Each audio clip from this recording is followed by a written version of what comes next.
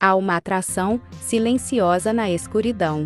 Um sussurro que chama aqueles que veem beleza onde os outros veem apenas medo. O gótico não é apenas uma estética ou um gênero musical. Ele é uma forma de pensar, uma maneira de existir no mundo. E essa existência ressoa profundamente com um dos movimentos filosóficos mais intensos da humanidade, o existencialismo. Para compreender o gótico em sua essência, precisamos nos perguntar: por que olhamos para o vazio? E mais do que isso, o que encontramos nele? O existencialismo surge como uma resposta à ausência de um sentido absoluto. Jean-Paul Sartre disse: estamos condenados a ser livres. Mas o que isso significa? Significa que, ao contrário do que a humanidade desejava, não há um destino traçado, não há um grande propósito cósmico esperando para ser revelado, não há um roteiro, e isso nos assusta. Desde os tempos antigos, buscamos significado em deuses,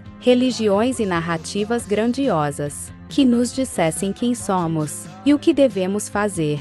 Mas a modernidade trouxe uma revelação terrível. E se nada disso for real? E se estivermos sozinhos? E se o universo for indiferente à nossa existência? Albert Camus definiu essa sensação como absurdo. O absurdo nasce do choque entre o desejo humano por sentido e um universo que não nos dá nenhuma resposta. E então surge a questão: o que fazemos diante disso? Há 3 caminhos possíveis. O primeiro é o caminho da ilusão. Criar para si um sentido artificial. Agarrar-se a dogmas e crenças apenas para evitar o peso do vazio. O segundo é o caminho do desespero. Acreditar que, se não há um propósito pré-definido, então nada importa. E o terceiro? O terceiro é o caminho da revolta. Aceitar o absurdo. Encará-lo de frente e, mesmo assim, decidir continuar vivendo. E é exatamente isso que a subcultura gótica faz. Ela não nega a dor,